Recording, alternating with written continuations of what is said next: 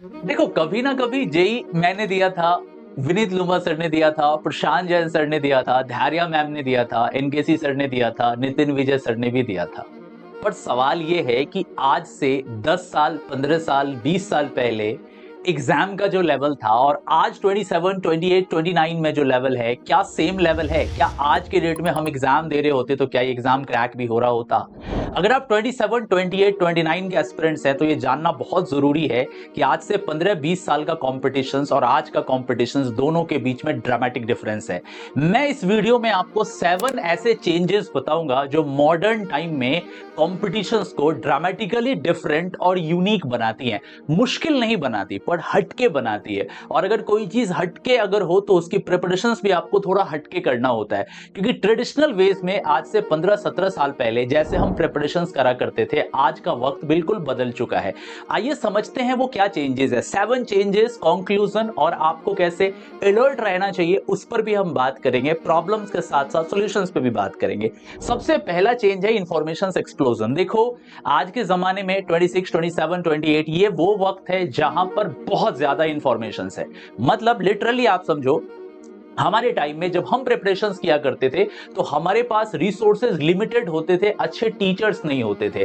Basically हमें बहुत struggle करना पड़ता था अच्छा बुक, अच्छा नोट्स, अच्छा कंटेंट के लिए। अगर अच्छे टीचर से पढ़ना है तो कोटा जाना होता था, हैदराबाद जाना होता था, पटना जाना होता था, दिल्ली जाना होता था। बहुत दिक्कत से अच्छे टीचर्स मिलते थे, बहुत पैसे भी मिलते थे, और साथ ही साथ जो कंटेंट मिलता था बुक्स में वो कंटेंट बहुत ही सफिशियंट नहीं होता था। बड़ा ये स्ट्रगल वाला टाइम था। पर आज के जमाने में जब आप देखते हो, अनलिमिटेड रिसोर्सेज है। लिटरली अगर गूगल पे जाके तुम डांसिंग रेजोनेंस लिखोगे तो 10 पीडीएफ डांसिंग रेजोनेंस के मिल जाएंगे। उन पीडीएफ को तुम समराइज कर सकते हो, 1 मिनट में शॉर्ट नोट्स बना सकते हो, सीख सकते हो। तुम्हारे पास अनलिमिटेड लेक्चर्स हैं। लिटरली यूट्यूब पे कोई भी टॉपिक को तुम सर्च मारो, तुम देखोगे हजारों लेक्चर हैं, और उसमें से ज्यादातर लेक्चर बहुत अच्छी क्वालिटी के होंगे और कुछ ही होंगे जो बिलो एवरेज होंगे। पर ज्यादातर लेक्चर आज के जमाने में यूट्यूब पे बड़े कमाल के हैं। खासतौर पे जेई मेन और नीट की बात करें तो अनलिमिटेड पीडीएफ है, कोई भी कंटेंट, एवरीथिंग इंटरनेट पे वन सर्च में अवेलेबल है, और अनलिमिटेड एआई टूल्स अवेलेबल है। तो रिसोर्सेस का जो क्रंच हमारे टाइम में था ना, वो अभी नहीं है। तो पहली चीज जो ये बदली है ना, हमारे पास इंफॉर्मेशन बहुत ज्यादा है। क्या ये अच्छा या बुरा, इस पे हम बाद में बात करेंगे। पर चीजें हर एक चीज मिल जानी है। तुम जो ढूंढोगे जेई, नीट या किसी भी कॉम्पिटेटिव एग्जामिनेशन का, वन सिंगल टच से वो इंटरनेट पर अवेलेबल है। तो पहली चीज जो हमें बतानी है वो इंफॉर्मेशन एक्सप्लोजन। हमारे टाइम में पूरा मिसिंग था, आपके टाइम में भर भर के भरा हुआ है। दूसरा चेंज जो दिखता है, AI has entered into the preparation space. See, समझो, आज के जमाने में ना हार्ड वर्क से ज्यादा स्मार्ट वर्क और प्रोडक्टिविटी पे बच्चे ध्यान देते हैं। हमारे टाइम में हार्ड वर्क ही हमारा प्राइम टूल हुआ करता था, क्योंकि हमारे टाइम में chat GPT, AI solving, AI notes, AI summaries वगैरह नहीं होती थी। इवन अगर हमारे पास पे कोई पीडीएफ भी होता था तो हमें उसको एक एक लाइन को पढ़ना होता था, समझना होता था, उसके शॉर्ट नोट्स बनाने होते थे। बट आई थिंक इस वीडियो के भी तुम एआई समरी में जाके पता कर सकते हो 1 मिनट के अंदर कि सर ने इस वीडियो में क्या बोला है। मतलब इतना एडवांस टेक है राइट नाउ 27, 28, 29 वाले एस्पिरेंट्स के लिए कि किसी भी वीडियो का कंक्लूजन हम विद इन ए सेकंड निकाल सकते हैं, किसी भी पीडीएफ का ओवरऑल शॉर्ट नोट्स बना सकते हैं, किसी भी लेक्चर को एआई से समराइज कर सकते हैं, और फटाफट हमारा एल्गोरिथम कुछ ऐसा है कि किसी पर्टिकुलर लेक्चर का बुक मार्क भी लिया जा सकता है with in a fraction of minute.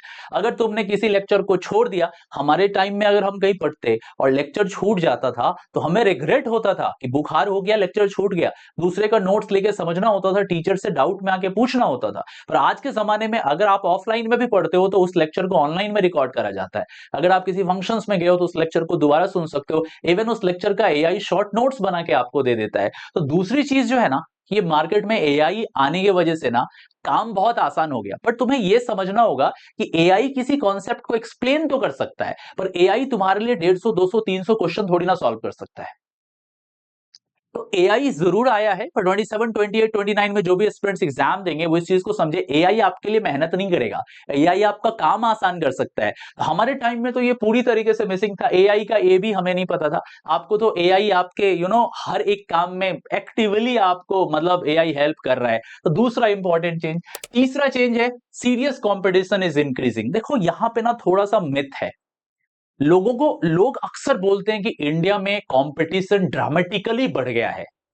Actually ज्यादातर लोग बोलेंगे कंपटीशन बढ़ गया है, हर कोई तुम्हें बोलेगा, तुम्हारे पेरेंट्स भी बोलेंगे। तो पता है मैं क्या बोलता हूं, मेरा ये पॉइंट ऑफ व्यू है कि सीरियस कंपटीशन बढ़ा है, ना कि कंपटीशन बढ़ा है। मतलब अगर 15.5 लाख बच्चे जेई में अपेयर हो रहे हैं, अगर 23 से 25 लाख बच्चे नीट में अपेयर हो रहे हैं, तो कंपटीशन कभी भी 15.5 लाख के साथ था ही नहीं। 50,000 ही बच्चे ऐसे होंगे, 30,000 ही बच्चे ऐसे होंगे जो एक्चुअली में आईआईटी डिजर्विंग कैंडिडेट है, जिनका ब्रेन, जिनका आईक्यू उस लेवल पे है, जो उस इंस्टीट्यूशंस में जाने लायक हैं।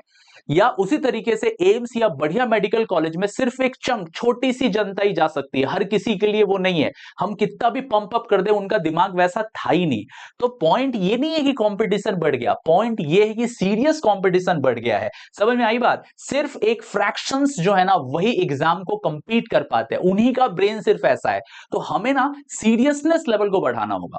हमारे टाइम में क्या था, सिर्फ कंपटीशन ज्यादा था। अगर तुम पढ़ने में बढ़िया थे तो बढ़िया कर लेते, सिंपल सा लॉजिक है। तुम हार्ड वर्किंग थे, तुम आईआईटी निकाल लेते। पर आज के टाइम में तुम सिर्फ हार्ड वर्किंग हो, तुम पढ़ने में बढ़िया हो, तो तुम कंपटीशन नहीं निकाल सकते अनलेस अनटिल तुम बहुत ज्यादा कंसिस्टेंट, डिसिप्लिन और सीरियस ना हो। तो सीरियस कंपटीशन बढ़ा है, कंपटीशन तो हमेशा से ही ज्यादा था इंडिया में, राइट? अच्छा, चौथे पॉइंट पर आते हैं, attention Spain crisis. This is the most important point जो मैं आपको इस वीडियो में बताना चाहता हूं। शायद आप इस वीडियो में यहां तक आ गए हो ना, सल्यूट है तुम्हें। कई लोग तो यहां तक भी नहीं पहुंचे होंगे, क्योंकि कईयों को लग रहा होगा 2 मिनट के अंदर हमें बस पता चल जाए सर क्या बोलने वाले हैं। मतलब ऐसा नहीं कि हमारे टाइम में डिस्ट्रैक्शंस नहीं था, हमारे टाइम में भी डिस्ट्रैक्शंस थे। इंटरनेट हुआ करता था, सोशल साइट्स हुए करते थे, बहुत सारे फेसबुक और भी कई सोशल साइट्स थे। पर आज के जमाने में इतना एआई और पर्सनलाइज्ड एल्गोरिथम हमें डिस्ट्रैक्ट करने के लिए नहीं था। आज के टाइम में रील्स हैं, मतलब एक बार तुम रील देखना स्टार्ट करोगे तो पता ही नहीं चलेगा कब आधा घंटा 1 घंटा निकल गया। तुम्हारे पास शॉर्ट्स हैं, छोटा कंटेंट है, इवन कई ऐसे वीडियो जो 5 सेकंड या 2 सेकंड के लिए है, वो तुम्हें इस लेवल पे डोपामिन पंप मारते हैं कि तुम लगातार देखते रहोगे वैसा ही कंटेंट। तुम्हें पता नहीं है कब तुम स्क्रॉल करते जा रहे हो। एआई कंटेंट है, मतलब तुम्हारी चॉइस जिस तरह की है, तुम्हारे कंटेंट को उसी तरीके से मॉडिफाई करके एक बबल के अंदर तुम्हें रखा जाता है, ताकि तुम उसी तरह का कंटेंट और डेटा कंज्यूम करते रहो। तो एआई कंटेंट है, इनफिनाइट स्क्रॉलिंग, तुम्हें पता ही नहीं चलेगा घंटों। इवन बाथरूम में भी लोग फोन लेके स्क्रॉल करते रहते। एकदम ही ब्रेन काम नहीं कर रहा, पूरी तरीके से डेड हो चुका है और स्क्रॉलिंग चल रही है। वल्गर फीड्स, मतलब अगर आप 17, 18, 19 साल के बच्चे हो ना, तो आपको फीड में जो चीजें नहीं दिखनी चाहिए वो भी इंस्टाग्राम के फीड में तुम्हें दिखाई देती। चीजें बहुत ज्यादा वल्गर चली गई हैं। सो J2728 के पास मेजर प्रॉब्लम जो है ना, वो यही अटेंशन स्पैन क्राइसिस है। हमारे टाइम में ये था ही नहीं। हमारे टाइम में हार्ड वर्क ज्यादा था। मैं बार बार बोलता हूं, एक बार बैठा तो पढ़ना स्टार्ट किया तो पढ़ते गए। डिस्ट्रैक्शंस ना के बराबर थे, और अगर थे भी तो हमें पता था कि उसे अवॉइड कैसे करना है, बिकॉज लिमिटेड थे। पर आज के टाइम में तुम इनसे नहीं जीत सकते हो। एक बार तुमने रील, शॉर्ट या कुछ भी देखना स्टार्ट करा ना, वो तुम्हें एआई एल्गोरिथम इस तरह से डिजाइन है कि वो तुम्हें अपने ग्रिप में ले लेगा और तुम्हें अपने ही बबल में बांध के रखेगा। तो अटेंशन स्पेन क्राइसिस बहुत इंपॉर्टेंट है। शायद हमने अपने टाइम में इस एग्जाम को दिया था, हमें वैसा फील हो रहा होगा कि डिफिकल्ट है, पर आज के टाइम में अगर हम एग्जाम देते इतने डिस्ट्रैक्शंस के साथ, तो ये बहुत ही ज्यादा डिफिकल्ट था। ठीक है, चौथा पॉइंट हो गया। पांचवें पॉइंट पे आते हैं, backlog is becoming more dangerous. See, backlog ना एक वायरस के जैसा है। ये एक बार एक को हुआ ना, तो फिर तुम्हारे सारे सब्जेक्ट को ये ले डूबता है। ये किसी इन्फेक्शंस के जैसा फैलता है। तुम एक को ठीक करते हो, दूसरा बिगड़ता है, दूसरा ठीक करते हो, तीसरा बिगड़ता है। एक्चुअली में अगर देखो, स्टूडेंट कंज्यूम करते हैं कंटेंट को फास्टर, ये बात को समझना। पर इसका ये मतलब नहीं है कि अगर तुम बहुत ज्यादा कंटेंट एब्जॉर्ब कर ले रहे हो, बहुत कुछ देख रहे हो, तो तुम सीख बहुत कुछ रहे हो। एक्चुअली में ऐसा नहीं है। एक्चुअली में ना, तुम क्वेश्चन कम सॉल्व कर रहे हो। तो बैकलॉग क्रिएट कैसे होता है? इधर तुम्हारा थ्योरेटिकल बैकलॉग हो रहा है या प्रॉब्लम सॉल्विंग बैकलॉग्स हो रहा है। हमारे टाइम में ऐसा नहीं था। हमारे टाइम में books, module and basic resources होते थे। हमारा काम होता था, प्रॉब्लम को कर लिया और कॉन्सेप्ट को सीख लिया, प्रॉब्लम को कर लिया, एंड सो ऑन। ये प्रोसेस चलता रहता था, चाहे वो मैथ्स हो, फिजिक्स हो, फिजिकल, ऑर्गेनिक, इनऑर्गेनिक, कोई भी केमिस्ट्री हो। आज के जमाने में चीजें बदल गई हैं। हमें लगता है कि हम जल्दी से चीजों को सीख लें। अभी जून जुलाई का महीना है, मैं सिलेबस जो नवंबर में खत्म करना था मैं उसको जल्दी जल्दी देख के खत्म कर देता हूं। इस चक्कर में क्या होता है, हम बैलेंस क्रिएट नहीं कर पाते और मल्टीपल टाइप के बैकलॉग्स क्रिएट करते हैं। इधर हमारा प्रॉब्लम सॉल्विंग पूरा ही बैकलॉग चला जाता है, इधर हम सिर्फ क्वेश्चन सॉल्व करते रह जाते हैं, थ्योरेटिकल कॉन्सेप्ट पूरा बैकलॉग चला जाता है। तो जल्दी जल्दी सीखने से कहीं ज्यादा इंपॉर्टेंट है कि आप बैलेंस बना के चीजों को सीखो। हमारे टाइम में बैकलॉग्स किसको बोलते हैं हमें तो पता भी नहीं था, हमें पता होता था बस एब्सेंट हो गया उसको कवर करना है। आज के टाइम में ये टर्म्स बहुत ज्यादा ही पैनिक क्रिएट करता है और साथ ही साथ ये एक वायरल इंफेक्शन के जैसा है, राइट। अब आप देखिए 10 लेक्चर अगर आप देख के 50 क्वेश्चन सॉल्व कर रहे हो और 5 लेक्चर देख के 300 क्वेश्चन सॉल्व कर ले हो, ये वाली चीज ज्यादा बढ़िया है। तो बैकलॉग क्रिएट करने से बढ़िया आपको बैलेंस क्रिएट करना है कि मैं 5 लेक्चर देख के 300 क्वेश्चन सॉल्व कर लूं, that is better than the 10 lecture देख के मैं 50 क्वेश्चन सॉल्व करूं। तो इसका जरा सा दिमाग में रखना है, डेटा कंज्यूम करना, सिर्फ इंफॉर्मेशन गैदर करना, सिर्फ कॉन्सेप्ट सीखता रहना, that is not also part of solution.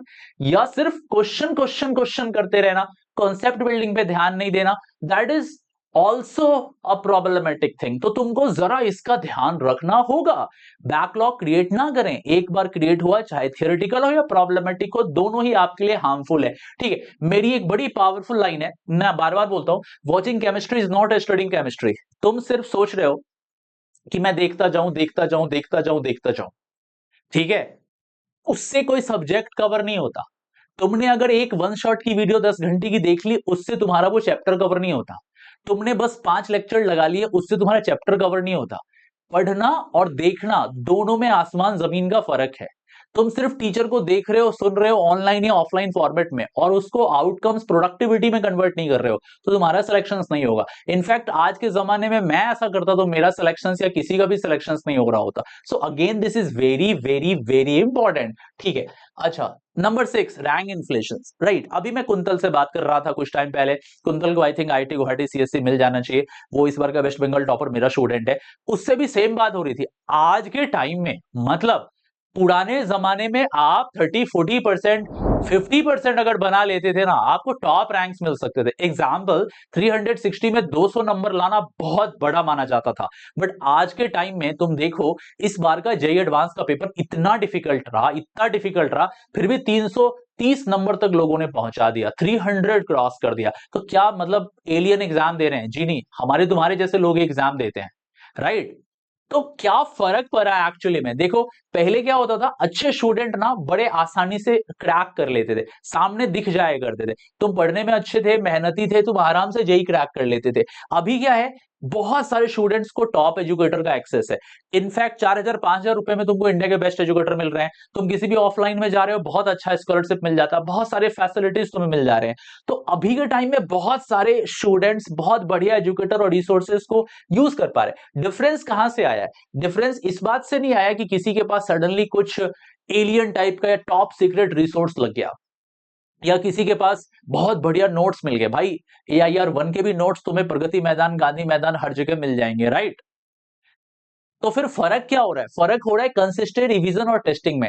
आजकल के बच्चे ज्यादा कंसिस्टेंट है, ज्यादा रिवीजन पे ध्यान देते हैं और ज्यादा टेस्टिंग पे ध्यान देते हैं। हमारे टाइम में भी कंसिस्टेंसी थी पर मेहनत ज्यादा था। रिवीजन हम लोग भी किया करते थे, टेस्टिंग हमारे टाइम में थी, पर आज के टाइम में लिटरली रात के 12 बजे भी तुम टेस्ट देना चाहो ना, 3 घंटे का 12 से 3 तुम लगा सकते हो। क्या आज से 10 साल, 15 साल, 20 साल पहले हम इसकी कल्पना भी कर सकते थे? बिल्कुल भी नहीं। चीजें बहुत तेजी से बदली हैं। रिसोर्सेस का कमाल नहीं है, ये कमाल कंसिस्टेंसी, रिवीजन एंड टेस्टिंग का है। तो यही मैं बोलना चाह रहा हूं, रैंक इन्फ्लेशन से मतलब है ये सारे पैरामीटर्स बहुत जबरदस्त तरीके से रैंक को इन्फ्लेट करते हैं। तो ये एक इंपॉर्टेंट चेंज देखने को मिला। नंबर 7 द बिगेस्ट चेंज, ये मेरा मेन कंक्लूजन है। मैं आपसे क्वेश्चन पूछना चाहता हूं, आपको क्या लगता है सबसे बड़ा डिफरेंस 26 से पहले वाले ईयर्स, 10 साल, 15 साल, 20 साल और आज से आने वाले 2-3 साल में क्या दिखा है? एक बार वीडियो को रोक के सोचिए। आई होप आपने आंसर सोच लिया होगा। एक्चुअली में विनर्स जो है ना, वो ज्यादा डिसिप्लिन बन रहे हैं, ना कि ज्यादा इंटेलिजेंट। ऐसा नहीं है कि आज का बच्चा ज्यादा इंटेलिजेंट पैदा ले रहा है, ठीक है, समझ आ रही बात? जनरेशन ज्यादा इंटेलिजेंट नहीं हो रही है, बल्कि जनरेशन ज्यादा डिसिप्लिन और ज्यादा कंसिस्टेंट हो रही है। ये डिफरेंस है, this is the biggest difference. हमारे टाइम में हार्ड वर्क अल्टीमेट की हुआ करती थी, पर आज के जमाने में डिसिप्लिन और कंसिस्टेंसी ज्यादा इंपॉर्टेंट की हो रही है। ऐसा नहीं कि बच्चे ज्यादा ब्रिलियंट हो गए। तो ये सबसे इंपॉर्टेंट चेंज मुझे दिखता है जो आपको बताना जरूरी है। मेरा फाइनल पॉइंट ऑफ व्यू है, knowledge is becoming common, discipline is becoming rare. आज के जमाने में नॉलेज बड़ा ही कॉमन है, कईयों के पास नॉलेज होता है, देने वाले भी लोग हैं, लेने वाले भी लोग हैं, पर डिसिप्लिन आज के जमाने में बड़ा रेयर हो गया है। मतलब डिसिप्लिन, कंसिस्टेंट और डिस्ट्रैक्शन से दूर होकर प्रिपरेशंस करना, अपने फोकस पे टिके रहना, ये आज के जमाने में बहुत ज्यादा डिफिकल्ट है। और यही सबसे इंपॉर्टेंट लर्निंग है जो हम सबको लेनी चाहिए, राइट? तो सिंपल सा पॉइंट यही है, आज से 15-20 साल पहले का जमाना अलग था, आज का जमाना अलग है। आज के जमाने में एग्जाम देने के लिए जो जो मैंने आपको पॉइंट्स बताए, ये सारी चीजें दिमाग में रहनी चाहिए। आई होप आपको वीडियो पसंद आई होगी। वैसे हम लोग लेवल अप चला रहे हैं, जिसकी स्क्रीन पे जानकारी दिख रही होगी, आप लोग इसको भी ज्वाइन कर सकते हो, सारा डिस्क्रिप्शन में लिंक है। Thank you so much, let's crack it.